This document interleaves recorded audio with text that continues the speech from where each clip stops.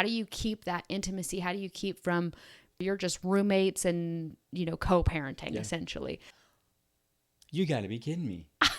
If I were the male in this situation, this is a regret that I think sometimes I have. Like, there is a light shining for you, guiding your way, helping you through. When shadows and gloom are all that you see, we'll find a place where we can be free. Welcome back to the Porch Light. why'd I do that? I don't know. Rock on. Welcome back to the Porch Light. I did it twice just in case we don't want to use the first one. You know, like my finger? We got 20 minutes into this episode and had to re-record because it stopped recording the audio. So that was fun. Yeah. Yeah. Well, we also got interrupted by... Yeah, then a guy came to mark the backyard and the dogs went crazy. It was a whole debacle. Whole ordeal. But our little porch light's not even turn the porch light on. All right. Now it's official. Now it's official. So, do you want to update the peeps on how your week's been? What's been going on? Well, my week has been stellar. Yeah? Yeah. What have you been up to? I have been I've been working out good. Now I have been eating lots of food. Mm-hmm. Good foods, bad foods. But, Time to get on track. Yeah, but I feel like I'm ready to get on track. I want to dial in my nutrition. But outside of that, everything's been good. I have started a new adventure. Yeah, So new side quest. Yep, a little side quest. That's what cool kids are saying these days, Yeah. right? Side quest? Yeah, side quest. What does that even mean? Like it's a side quest. Like You have it's your just main something. quest and you have your little side quest. What's my main quest?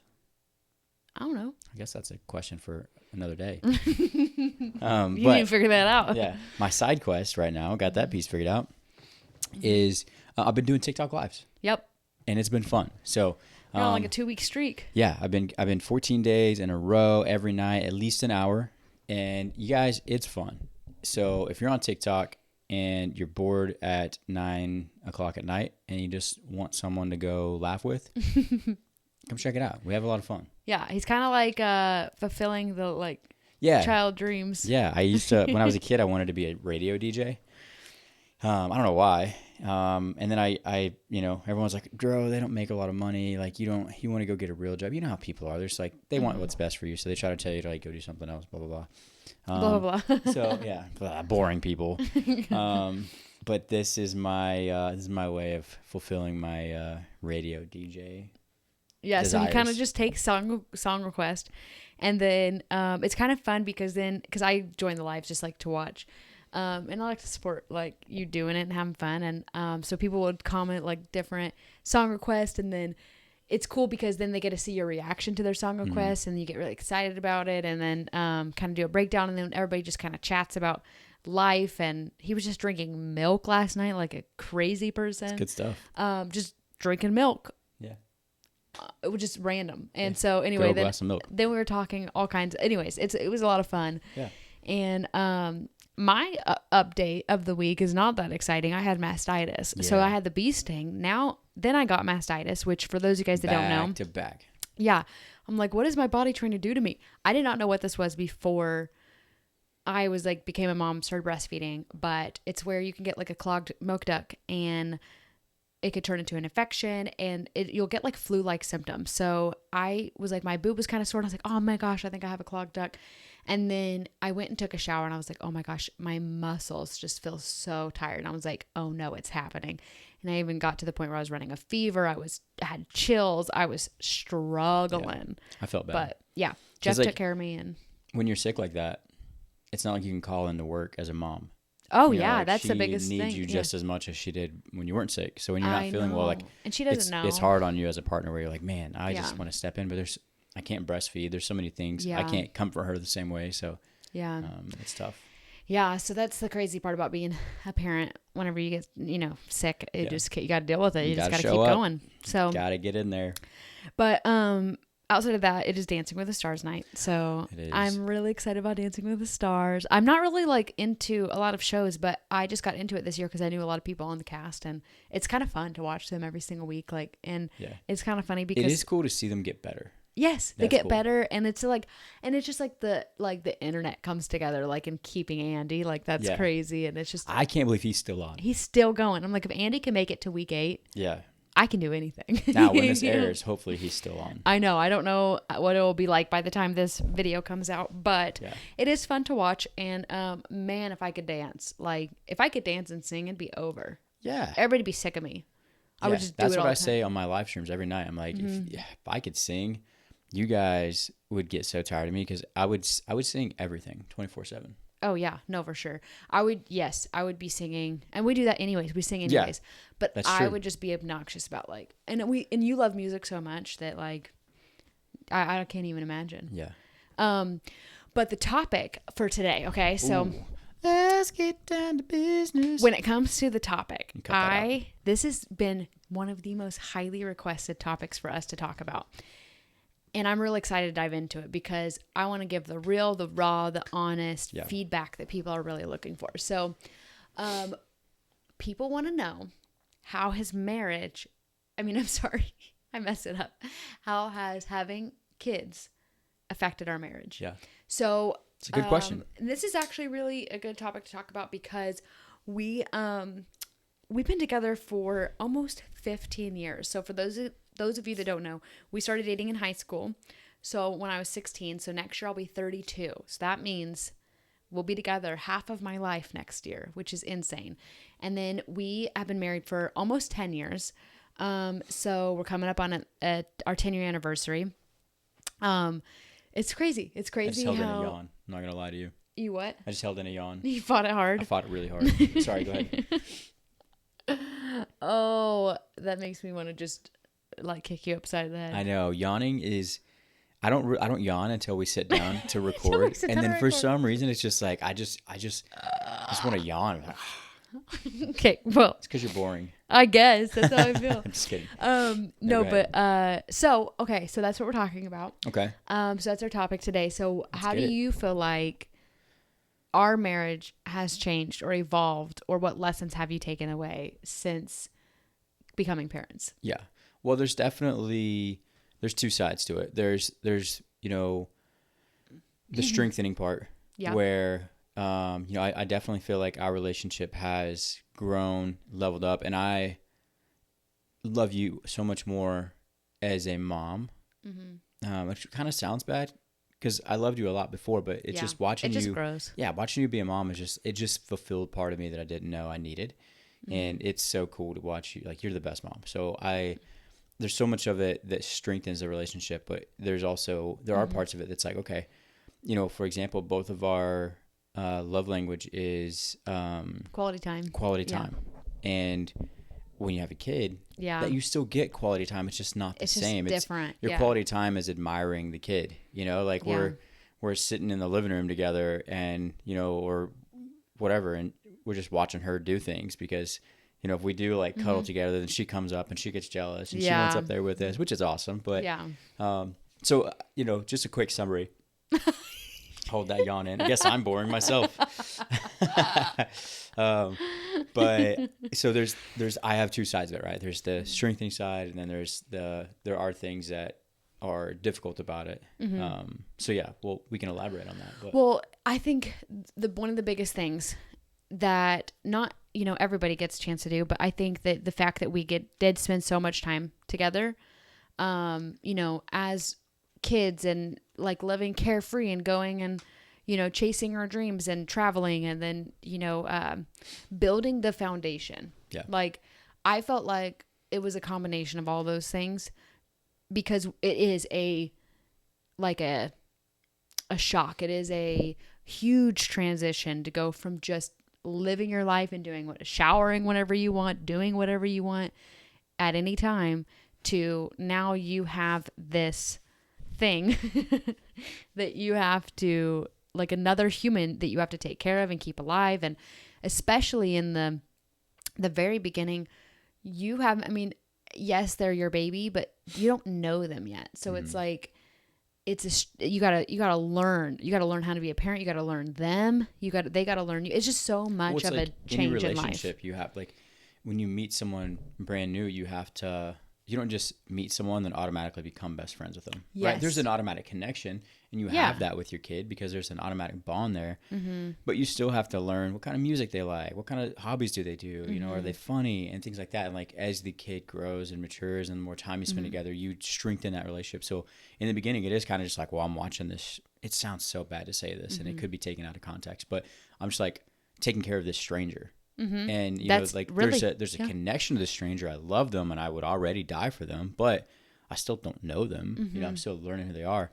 And I think if you have kids, you realize that like the more that your kids grow and get older, the more that you just like you see their personality develop and grow, and it's like, man, and you build a friendship with them. Yeah, and that like, bond just gets so much stronger. But in the beginning, it's just so weird because you're just like, man, this thing came in and now like my whole life's different. Yeah. And so you're individually going through a lot, but then your relationship is also going through a lot. Yeah. And everybody's situation is so different. If you're someone that hasn't had kids yet and you guys are thinking about kids or you're about to have kids, like I think, you know, personal development for yourself, understanding what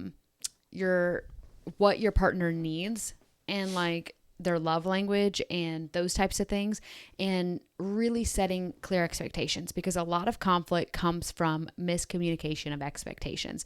So if you have the expectation that they're going to be 50-50 getting up with you throughout the night, you know, when you're in the trenches and you're sleep deprived and you're overwhelmed and you're scared and you're learning and everything's new, that's not the time to just figure everything out. Now, you definitely can. And if you're in that situation, that's what you got to do. Yeah. But I think that we had a clear expectations. And then we, as you know, because you just don't know what to expect. You could prepare all you want, but you don't know until you know. And when you're in that, continuing to communicate, and if you're needing something or if you're wanting something, you did a great job at that when it came to like intimacy. That's something that was important to you. And of course, as a new mom, and I'm learning to breastfeed and I'm tired and all this stuff. Overtouched, overstimulated. Yeah. Already. Of course I love intimacy in different ways, but, that was something that you said, like, I need more intimacy, and it doesn't necessarily mean how you make babies, right? Because like, obviously, especially in the beginning, you can't do that. So how do you keep that intimacy? How do you keep from being, you know, in that place where you're just roommates and, you know, co-parenting essentially. Yeah. So, well, I think one of the things, just to that point, I have two things, is with the creating intimacy thing, it's not just the act of, like you said, making babies. It's, you know, for me, it was like, okay, I know that's not even in the option, but I still, like, I crave that connection, that intimate connection with my partner. So, you know, we work together to find ways to do that. Like, I would kiss you all the time. It's like, that was the easiest thing for me. It's like, okay, cool. Let's just, like, we would sit on the couch and just make out for a couple seconds. And, you know, that's perfect. That's all I needed. I just wanted that connection with you. So, like, there's a tip for you guys if that's something that you are, you know, craving or needing and from your partner. Like, I think that's something that you should do anyways. It's like, kissing is so much fun. And it's like, you know, it takes you back. It's like, it doesn't always have to be the act. It can be little things like that. But the second thing, did you have something to say? nope. You can The second thing was something you mentioned that I think is important when it comes to communication is not just communicating, but communicating correctly, or maybe correctly is not the right word, but how I think communicating clearly in regards to, like, instead of just saying, you know, from the male side of thing, I know that you have a lot going on. You're overstimulated. The baby needs you more than it needs me right now. So if I just say, hey, do you need anything? You're like, most people are very selfless, and they're like, they don't, like, especially you're not going to want to say like, oh, I need this, this, this, and this. It's more so just like, try to find ways to be creative with asking that question of like, hey, okay, I know you have this going on. What's something I could do that would help you the most right now? And I think just like putting more effort into communication in that regard of, that's a great point. Asking, it's almost like asking an open-ended question to where they have to give you something that you can help them with. Where it's just saying, hey, do you need anything from me? Do you need help? Because naturally you just want to be like, no, I got this.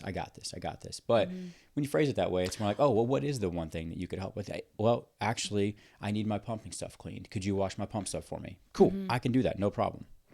Well, that is such a cool, I've never heard you like actually explain that that's how you thought, but you also would do something like, hey, would you rather cuddle the baby or go get something else done? Yeah. And so you gave me the option of like, sometimes like I would love to cuddle the baby. Yep. Sometimes I'd rather go get something else done. Yeah. Yeah. And have like the freedom where I'm not like holding the baby for, a second. So, those, you want this or this, right? Yeah. And, even communicating the intimacy thing, because I know this is the reason I'm using that as an example, because a lot of people will ask about that. And I think that you didn't just say, hey, this is what I need, so you need to give it to me. Like, you know what I'm saying? Like, you approached it in a very thoughtful way, in the right time. Yeah. And you did so in a way of like, hey, I love seeing you this way. I'm so attracted to you. This is something that's important to me. What do you think? Like, are you constantly, hey, are you comfortable with this? Do you know what I mean? And we've been together 15 years, but I think that's an important piece to like make the other person feel that connection. I would much rather that than you harbor this resentment or, whether it's this or something completely else, right? Like communicating needs as far as, hey, I need help. Washing my pump stuff. I have to do all this. Like, pumping is no joke. Like, it's crazy. There's so much that goes into it. And I'm so grateful that my body and you and our situation is allowed for, breastfeeding. Breastfeeding. Is her little hands okay? I think she's dreaming. She's dreaming. Her little like paws are running. We have a 12-year-old pup, so she's a little old. You petting her? You grabbing her? Okay, sister. Okay. Yeah, she's good. Just like the way she was laying was like stimulating a nerve or something. Yeah. So Make sure it wasn't having a seizure. Yeah, or like it was hurting her or something. Yeah, okay. So what are for you some of the like more challenging things when it comes to not just in the beginning newborn trenches, but we are almost a year and a half in. So what has been some of the more challenging things for you as far as whether it was in the new or now of parenthood to marriage? Some of the challenging things from parenthood to marriage, I would say a big part of it is just the quality time piece and just really time in general. I'm so go with the flow and, you just want to, I just want to be able to get up and go do things whenever I want to. And that completely shifts when you have a kid because there's nap schedules, there's food schedules, there's like, there's so much that goes into it when you have a kid in the mix. But okay, so I will say, going back to the beginning, I know I said now and I'll get to that, but in the beginning, I did mourn our old life. And not to say I wasn't so grateful the fact that we had a healthy baby and she got to come home with us and like, this is what we wanted, right? Yeah, we prayed for it. This is what we wanted. And I think that you do mourn your old life because it is such a shock. And like, I remember the first couple nights. So we, especially as first time parents, were so nervous to sleep and her sleep. And so we actually took shifts for 2 full weeks, okay, of one of us was up holding her. So one of us would stay up for 4 hours while the other one went and took like basically a nap, and then we'd switch. So, and we just did that around the clock, literally around the clock. It was crazy. But we were afraid, and that's just what we did. And I remember being so sad of like, I had slept next to you for basically half my life, okay? Like for the last decade. Yeah, because we moved in together basically in college. In college, so, yeah. 2 years into our relationship. I mean, yeah, literally 2 years. So literally over a decade, I had slept next to you my whole life. And I went from that to now. And I will say that I didn't feel any resentment to Lily. Right. I didn't feel any regret or resentment to her. I just had a more and like, man, it's never just going to be us anymore. It's never just going to be us and the dogs. We are like, our life has changed. And I think that's when reality sets in, right? So like, I'm kind of getting my thought back. It was the simplicity of it that I knew was no longer gone or was no longer there. Like the simplicity of like, just like you said, sleeping in as long as we want, waking up whenever we want, and just, not having to worry about anything but feeding the dogs, letting them go out, taking them on walks. And then it's like the complexity of having a kid.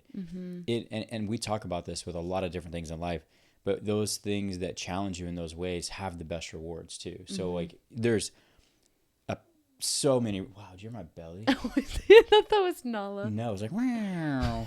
That's the alarm system finally turning off. You know when it runs out of like sound, it's like wow. That's what it sounded like. Yeah, but the complexity, like when things are that hard and that complex and that challenging, the joy and the reward you get from them it's the same way when we had the dogs. Not near the same, but similar. Yeah, like when we got a puppy and I'm like, what did we get ourselves into? Our life before Nala was, okay, stay at the bars as long as they want, go wherever they want all the time, stay anywhere as long as they want without having to worry about anything. But then it's like, right, well, we got to go let the dog out. We got to go feed the dog, all these things. So it's that, but on a grander scale when you have a baby. But the dogs bring us so much joy in our life. Lily brings us the most joy in our life. So look at me finding the positive of the situation. I know, always. I couldn't help it. Sorry. But I will say, like, watching you become a dad has been, like, you are truly the best dad. Like, the best dad. Lily is the luckiest girl, and I am the luckiest, like, wife ever. And I will say that I think it has made our marriage even stronger. Oh, yeah. And I think when you go through anything with somebody, if you go through it and you're that teammate of, like, constantly trying to make their life better, make their experience of this phase of life better, I think this is something that it's been super helpful. The fact of, you know, like doing personal development, going through hard things, losing my own mom to cancer, and then like being 30. Like I think when we had so much perspective, I think that something that has helped me throughout this whole like year and a little over a year of being a mom and being a parent is I constantly remind myself, this is just a phase of life. This isn't how it's going to be forever. And I don't want to look back and have hated it. And I don't want to look back and been like, I don't like, this is such a short blimp in time. It feels like forever in the moment, but it is such a short blimp in time that I don't want to look back and be like, man, I didn't like enjoy that with you. Enjoy the time. We're never getting this time back. This is just a little phase in our life. And when we're 80 years old and we look back, I want to look back thinking, man, we did that. Like we were a team.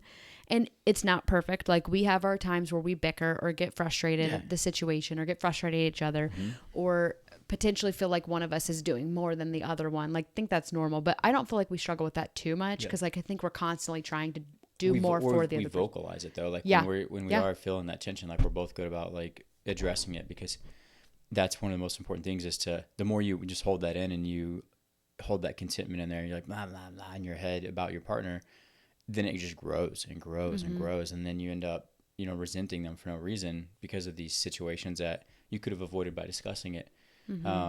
So I think that like we both do a good job of that. Like when we're frustrated, we talk through it, you know, eventually, like it's not immediately. Yeah. We might have a little sassy, frustrated moment. Yeah. But I'll get sassy with you. I'll tell you, I usually make some comments like, I don't even know what I usually say, but it's something funny. And then you're just like, what's wrong with you? Yeah. And I'm like, psh. I think usually we're really good about one of us. If one of us gets too sassy, like serious sassy, the other one really is like the calmer in the situation. And like you have to let each other have your moments.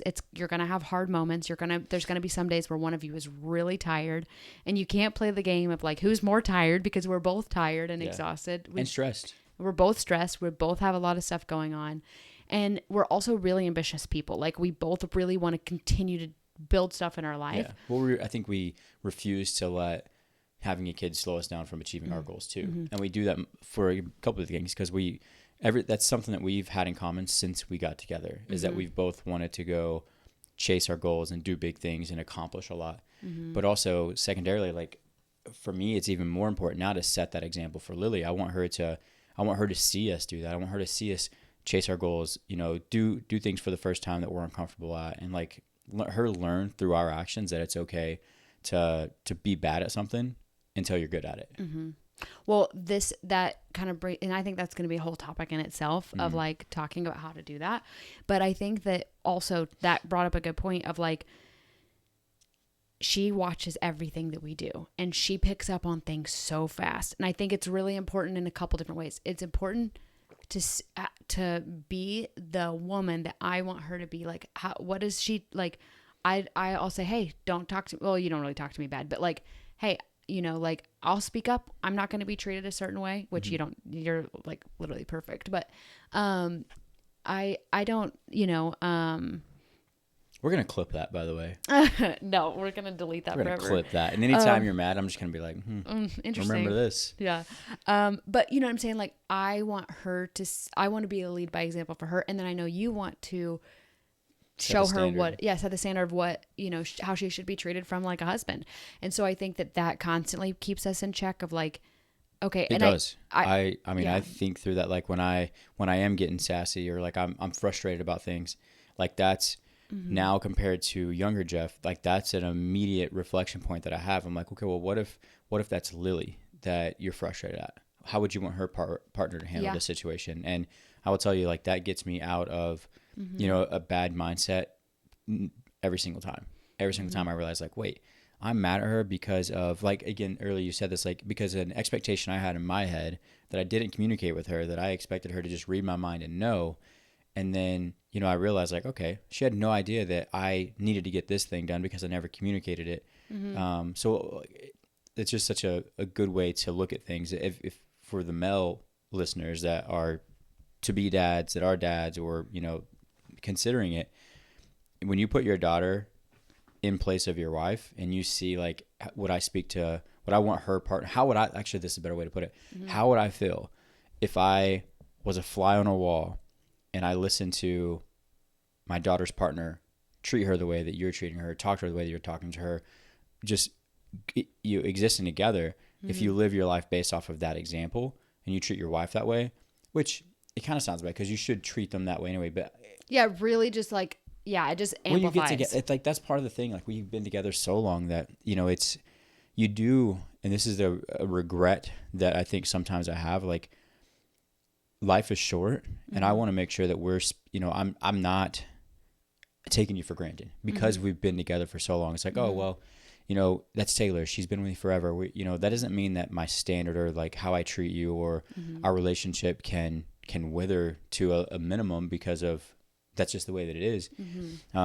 So that's a difficulty of like the long-term relationship that we've had, like making sure that we keep that, or I more so than anything else, keep that standard high and how I treat you, how I talk to you, and all of these things, no matter the outside circumstances, because the last thing I want is like when I'm, 80 years old and, we're looking back at our life, I don't ever want to have that feeling of, I wish I would have treated you better. I want that to be one of the few things I can hang my hat on, is that I feel like I did everything I could as a husband to give you the best relationship possible, in that time frame. So, oh yeah. And I feel like, I truly feel like we do really work together as a team. Like, he always makes sure that I'm eating. Like, he'll literally cook me food. He'll bring it to me. Like, make sure trying to grow water. That booty. Yeah, I really am trying to. I feel like I gotta lighten it up a little bit. Yeah, gain some muscle. I'm telling you, the mom butt, like breastfeeding, it just like I don't know if it just burns so many calories or what, but he does really like bring me food and stuff. But it is cool. It's been like such a cool experience, like watching your best friend become like a parent, and get to like raise this little human. And like every time she does something cool and like telling each other about it and like looking at each other when she does something cool, like it is such a cool experience. That's fun. And like I would say some like practical things too is, keep the friendship. Yes, you should also keep like the intimacy. I think I love like the little kisses and like he'll slap my butt and he'll, constantly not just constantly harass you. Yeah, harass me. He'll constantly say like how, man, you're so hot or whatever. And just like makes me feel like, confident and beautiful. And I think that, we also do a good job of making sure we each get our own time to like work out and do things that help us feel confident. Because I feel like when you feel confident in yourself, you can feel confident for the other person. And, having your own time to recharge and stuff actually will help bring you two together, because then you can be the better version of yourself for your family. That's super important. Even though that's time away, when you are there, you're more present. And I think that that's an important piece. So really work together as a team. And it's hard to say that, because if you're the one working as hard, like for a team, and the other person's not reciprocating that, like I totally see where that can cause resentment for sure. So you ready to move in the first question? Yeah, I think so. We we talked a lot about that. Okay, cool. And there's so like we could probably have 10 episodes. I know. Because there's so much more in my head. many. I'm like, well, I want to add this point. I want to add this point. So this segment is Letters on the Porch, where we take in questions from you guys, and they are anonymous. So yeah, we'll take in a couple questions, and then you'll get my view on it, you get Tay's view on it, and then kind of our combined view. And again, this is just us like giving our practical advice, you know, and we're just speaking from experience and speculation. If you want to get your question potentially picked to read Letters on the Porch, fill out the Google form in the description below, and you'll be able to submit your question anonymously. So we will not give out any personal information unless you want your name shouted out. We'll keep it in all anonymous. So Anonymous. It reminds me of Billy Madison, or what's that movie? Big Daddy. Hippopotamus. I've never seen it. You got to be kidding me. I guess we need to watch it. We're watching that. I've never seen it. That's Adam Sandler, right? Yeah. Yeah, I've never seen it. I've heard of it. Oh my gosh, such a good movie. Okay, yeah, we're watching that. I'm not a movie guy, and that is a great movie. Okay. Anyways, sorry. Letters on the Porch. Situation. Okay. Say you've been. So these are both going to be relationship based, since that's kind of what we're talking about today. Say you've been with someone for 9 years and you don't live together, but you have eventually plans to live together, but it won't be most likely until about 2 years. Some days it feels like it'll never happen. You're frustrated at times. You do want to live together rather than apart. Do you stick it out or move on? Is this if he wanted to, he would situation, or are you being delusional? No trust issues, great relationship other than this. However, the impatience is starting to come up more and more. The reason you don't live together is because they aren't ready, have other responsibilities, not because of you. Dang. Okay. So I want to know, this is where it gets good, because this is a girl asking. Yeah. And now we get a guy's perspective. Yeah. So if I were the male in this situation,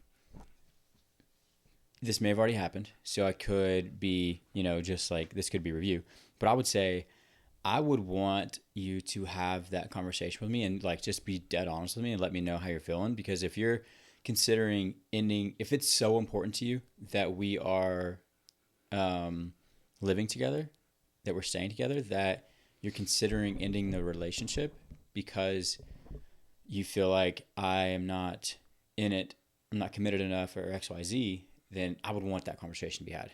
And I think that from my point of view, I think that conversation needs to be had regardless, because you're either gonna, like, if that becomes the end of the relationship, then it's inevitable that it was going to end in the long run anyways, right? If you split up because of having that conversation and deciding that, it's been 9 years and you're pushing too hard to live together because the person's not ready yet, I think that you're kind of saving yourself some time.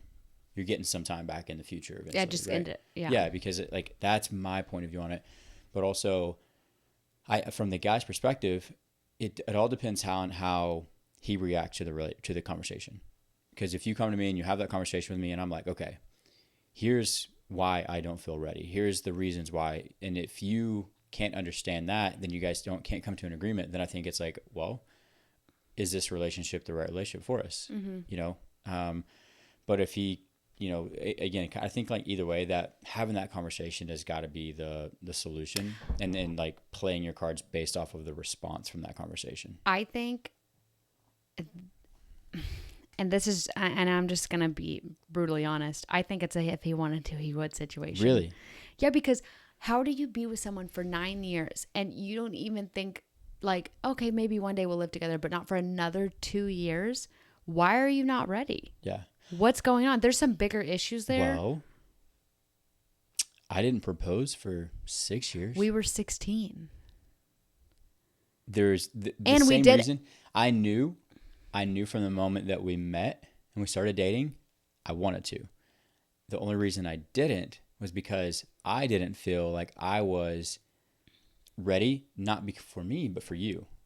I wanted to make sure that financially we were secure and that I was setting myself up for success, because I didn't ever want you to feel obligated to stay just because you had a ring, right? Like if you ever wanted out before I was at a point where I had a solid career and I could take care of us financially and I could contribute and all those things, I never wanted you to feel that way. We had to take a break with the baby. Yeah. And we're back in new outfits. But we're going to continue on. Yeah. I will say, I do know a couple that waited 10 years to get married. Really? And now they are having a little baby girl on the way. And they seem like so happy. Everything has worked out. They're great people. Yeah. Happy as ever. And, you know. The problem is not that they're not getting married. It's that they're not moving in together. Yeah. Which they had moved in together. So. Yeah. I don't know. I think I stand by like, hey, why is this like if he like after 9 years and it's still like a couple years out projected? I just don't think like I think that there's a gut feeling of something's not right and maybe it's time to go your separate ways. Yeah, I just struggle with that so much because 9 years, like as a man, like what are you doing for 9 years? You know, like if yeah. I don't feel like there's something else at play. I feel like if they're like, are they going to lead you on for 9 years?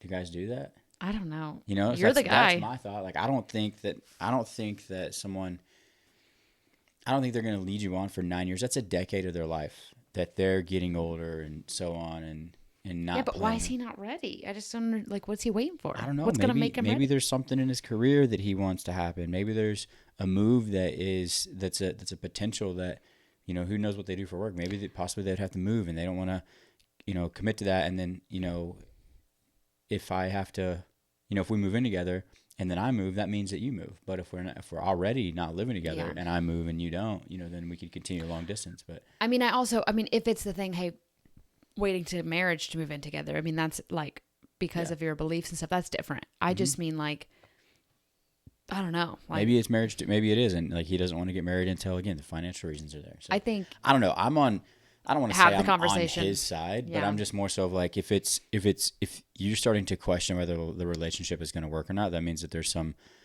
tension in there that you're starting to have doubts. And if you're starting to have doubts, you should solve that by having a conversation and seeing, you know, if the doubts are valid or not. Okay. Moving on to the next one. I want to know the follow-up on this. I know. I'm invested now. I'm like, dang, what's going to happen? Invite us to the wedding. I moved from Miami to Texas to pursue a relationship I truly believed in, but unfortunately, it hasn't worked out. The relationship has become toxic. He gaslights and manipulates me, and I've lost a part of myself in the process. I know it's not healthy, and I'm trying to find strength to move on, but I feel completely stuck on what to do next. I'm torn between staying in Texas, going back to Miami, or even completely starting over somewhere new like Tennessee. Miami doesn't necessarily feel safe. It's just what I know, and there's a certain comfort and familiarity. But I also don't want to run back to old patterns just because I'm afraid of starting over. Emotionally, I feel drained. Some days I push myself to go to the gym and stay consistent with tracking macros, but other days it feels impossible. I'm trying so hard to keep moving forward, but it feels like I'm stuck in the fog, not knowing which direction to take or how to fully, it just says how to fully, but like I guess how to fully move on. I thought this was interesting because I think there's this dynamic of how relationships and other outside stressors can affect you being the best version of yourself. How she mentioned this situation is affecting, she is having trouble with her nutrition and exercise, which then leads to a more deeper pattern of lacking confidence, lacking energy, not feeling good about yourself, self-esteem, is it serotonin? Mm-hmm. Like, you know, that feel-good hormone. Mm-hmm. And I think that this happens a lot, whether you're still in the relationship or you're trying to get over the relationship. And I know there can be some unhealthy patterns when it comes to like fitness and like, okay, we got to get over him, so let's go all in. So I don't mean like go into an unhealthy state, but I really feel that one of the best places to start is whether you're motivated or not, like start building momentum and putting effort into yourself. Because if you put effort into yourself, you're going to start naturally feeling better no matter where you are. Now, when it comes to where to go, do you start somewhere new? Do you stay where you're at? Do you go back to where you're from? What is your thoughts on that? Because I feel like you're like a start anew type of person. Yeah, naturally I gravitate more towards Tennessee. Like, okay, if you want a fresh start and you want to go and you're comfortable with that, and you have, the thing is though, you're gonna have to be comfortable with rebuilding a support system there. Right. Getting out, and I would, go to the gym, meet girls at the gym. I'm assuming this is this is a girl. female. Yeah. So yeah, that's naturally where I gravitate towards. I think Miami is, I'm biased against Miami. I'm not a huge fan of Miami in general. I've been there, and I don't enjoy it a lot. But it's just because it's not my cup of tea, right? Like I like slower, we like being in the country. Yeah, I like slower pace, and Miami is just all the opposite. gas, no brakes. It's crazy out there. Yeah. So I would say Tennessee just sounds like charming to me. It's, I know Nashville and things like that are a little more fast paced, but still it's, so I would lean more towards that just because, I don't know how old you are, any of those things either, but I think like go out there and just get a fresh start, try somewhere new, meet new people, find you a Southern guy that's going to open the door for you and treat you right. But I do think being around people that love you, that care about you. Yeah. Is important. If you have a strong support system in Miami, and maybe like Miami's not all partying. Like there's a lot of health and fitness. There's a lot of, it's not just a party scene. It's very fast paced just because it's a big city, Yeah, that but makes it's not sense. all, it's the nightlife there is crazy, but also there's a lot to do other than just partying. So I think there's a lot of opportunity for you to be healthy there and happy, especially if that's where your home is. That's where you grew up. That's where your family is. But again, I like the idea of like, you know what, let's go start fresh.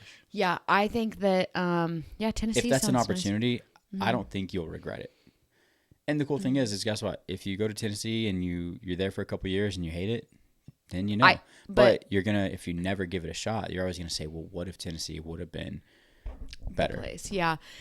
I mean, you can always go back home. You can always, like, if you want to start something new, you can always go test it out. But I think being around, a strong support system, and also I think the best thing you can do is pour into yourself in positive ways. Like what you listen to is important. Who you surround yourself with is important. What you spend your time focusing on is important. And I think I would think about, what do I want my life to look like a year from now? And every action needs to be building towards that life. Because we've been in situations, and this is not the exact situation you're going through, but we've been in situations where we were really unhappy in our situation. Like it was, we were happy together, but we were like, man, I'm not happy with what my day-to-day looks like. I'm not in a happy place. And instead of dwelling on that and we have dwelled on it, we have let it get us in a deeper direction of like, not negativity. Depression, but like negativity. Yeah. Instead of doing that, we said, okay, what do we want out of life? What do we want our life to look like a year from now, 5 years from now? And then we just started taking actions to make that happen. Now, if there is delayed gratification, it doesn't mean that that's going to be your life next month. It means you're going to have to deal with some of the emotions and lifestyle that you're currently in, but it gives you hope, and hope is so powerful to get you through those hard times. It gives you hope that this is going to change. Yeah. And you have to find gratification in the process. Yeah. That's big because, it's a lot of times big changes, especially with mindset and things like that, are going to take months to years. But so it's really hard to stay on track. This is something I teach with fitness a lot. And I teach, finding wins in the process, but it's the same thing with anything else you do. If you want to relocate, first time drinking water. Oh, that got me. She's down. You said, what a good opportunity to get this let me get this yawn out. Just been hanging out in there. Why do you yawn? It's a chronic disease. Chronic yawner. I'm a chroner. Okay. So, but yeah, finding gratitude, finding joy in the process. So, it just, when you're taking daily actions to get what you want, be proud of that. Check that off the box and find that as an accomplishment, not just the reward or just the outcome. Do you want to get into Porch Picks of the week? Porch Picks of the week. Porch Picks. Porch Picks. Porch Picks. Porch Picks. Porch Picks. Okay. You're done. I have mine. Okay. Speaking of Oh, hydro jug, okay? So I know there's Stanley's have been the big hit. yep. Hydro jug is where it's at. Hydro. They're easy to clean. It stays cold all day. It's easy to carry around. It fits in a cup holder. And How often do you use a cup holder? I really don't. I really don't. Most but if people you do. did, I was just giving you a hard time. Actually, I got to take a drink She's right a now. passenger princess. I would still need one in a passenger seat. Fair enough. Yeah. But the reason I say this is because I didn't use it for like a couple weeks. And when I tell you, I didn't drink any water. Water. I didn't drink any water. If you get that reference, put it in the comments. Yeah. Please. And I mean, sometimes I drink like a glass of water, a glass or like a bottle of water. Yeah. But like I didn't drink 40 ounces or 80 ounces or anything like that. So I can put down some water in a big cup. And these I actually, like I just use it for like a couple days, throw it in the dishwasher. And that way it like stays clean. And I just take it apart and it's really easy. And this folds down. So like I think a Stanley, you like it's like a straw in there. This is a straw, but it like folds down. So it's a lot easier to Is it leak proof? Huh? Is it leak proof? Yeah. Give him a good demo. Oh my gosh. That's pretty That made me good. kind of nervous. Yeah, no, it's good. I really like it. Twist. Does it It's on does there it leak good. proof with the straw open? No. Oh, it's not. No, it'd pour right out. Sometimes things are. You sure? Try it. Give it a shot.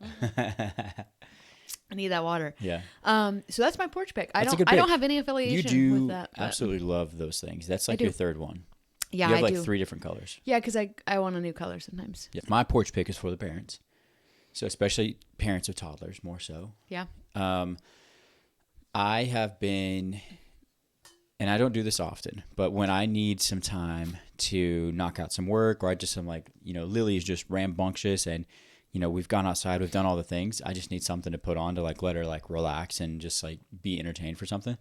I don't like putting on a lot of the, like no shame or no judging, but I personally don't like the Coco Melon and just like the fast she's paced never like crazy watched. shows. Yeah. So I have been giving her a glimpse of what it was like In the when I was a 90s. baby. Yeah. We've been turning on Little Bear and Dragon Tales, and let me tell you, I don't even know that it's really for her anymore. It's for you.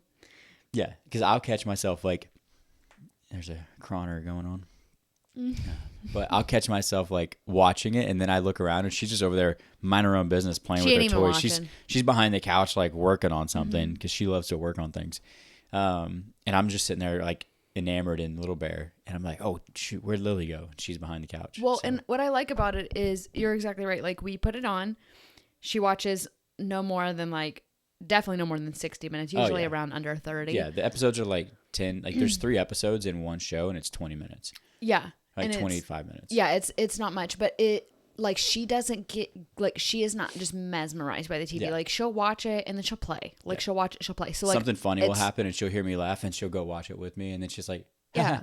and then she goes back to doing whatever she's But doing. it's like slow pace. It's not super stimulating. So Yeah. if you maybe need something to watch and you are kind of in the same boat where you're like, hey, I want to throw something on, but I don't want to watch Coco Melon or something like that. We're just throwing shade at Coco Melon because it's like the only thing I can think of. Yeah, we I don't really there's know a other lot of options. this. There's a But ton of like just super animated, high graphic, fast paced, blah blah blah blah blah blah. Mm-hmm. Yeah. You know what I mean? yeah, and like you said, no judgment. You got to do what you got to do. Yeah. But that is something that we've been doing I and always we tell love you, it. Yeah. she's already predisposed to a little bit of that ADHD. Yeah. You know, I don't so- know what HD is, but I got 80 of them. Yeah, I don't know. I'm just trying to do everything I can to give her a little bit, Focus. a little more, of an attention span as she grows older. Yeah. So. And we do a lot of playing outside. I think that's what she Yeah. loves the most right now. But Yeah, absolutely. If you have a park nearby, like that's the ultimate parent hack. okay, what's your light bulb moment? Welcome to. We need a jingle for that.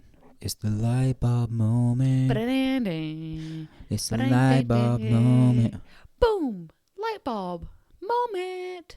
God, we're weird. The biggest takeaway from that conversation is to emphasize communication. That's what I was gonna say. Oh, you should have gone first. Okay, you keep going. Emphasize communication, and not just communication, but communicating genuinely, not just doing it and checking the box saying, oh, well, I communicated to ask if you need anything and you said no, but With effort. genuinely trying to be of aid, genuinely trying to I try to make it a challenge to be able to help the other partner. So I would say that's a big takeaway.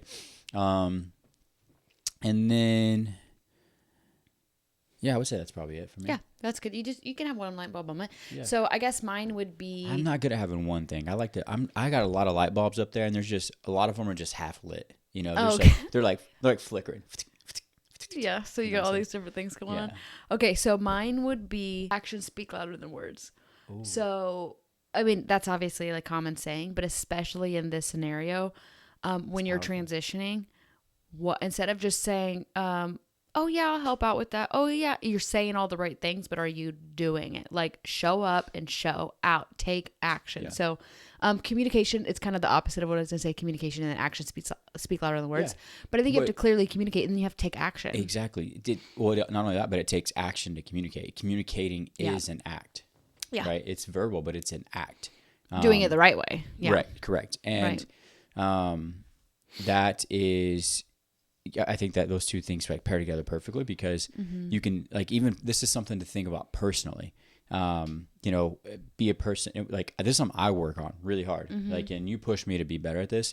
Being a person of action it will help you in so many ways. When you say, I'm going to use this in like a partner reference or relationship reference, but if you recognize okay, I can tell Taylor's really exhausted. I know that she's had a crazy busy week at work, and Lily's been overwhelming too because she's been really needy because she's going through a phase where she just needs more comfort. So if I'm recognizing all these things, then in my head I'm like, I need to do something to help alleviate some of the stress. Like, what are some things I can take off her plate? Like that's recognizing opportunity, but then it's okay. Action, that's the first step.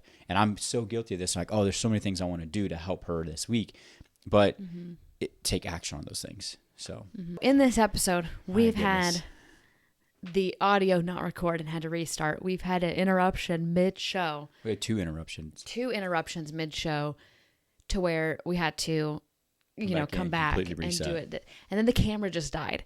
So we are fighting tooth and nail to make this work. It is. But it's just like while the camera's dead, we were just talking that's a perfect example of everything that we want this show to stand for too, is just keep going. Yeah. How bad do you really want it? Because we were talking about this on our walk yesterday, and this is a conversation for a whole nother day, and we'll wrap it up, I promise. Yes. But I think that this kind of stuff happens to everybody. Yeah. Those are just little minor inconveniences. Okay. That is not a big deal. But when things like that happen, most people say, okay, actually, maybe I'm not cut out for this, or this is just too hard, or they let there's already preconceived doubts. Anytime you start something new, you already have preconceived thoughts of this might not work because of this. I'm too busy, have too much going on, to sit down and record a podcast every single week. There's no way I can make this work. And then, in one podcast setting, we have 4 or 5 different interruptions. It's really easy to say, see, I knew we weren't going to be able to make this work. We have too much going on. It's just too crazy with the baby and work.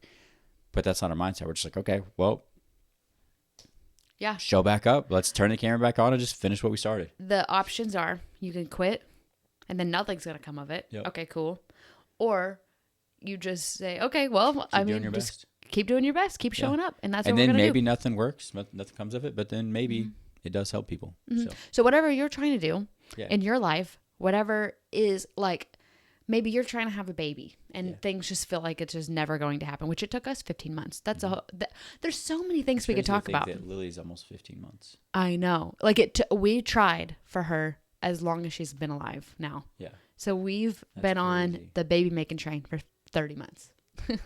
Almost 3 years. Yeah. So that means we'll see when number 2 comes. So lots of conversations for other days that we could talk about. We got some good stuff coming. If there's anything you'd like us to talk about, put it in the comments, and we're going to be doing these every week, so I have a plethora of things to talk about from now till forever, probably. Exactly. We'll be 80 years old and that be like, so cool. When we're super old, cool and we sit down, and then this will be kind of like would be the same wall. I mean, do you think he'll still live here?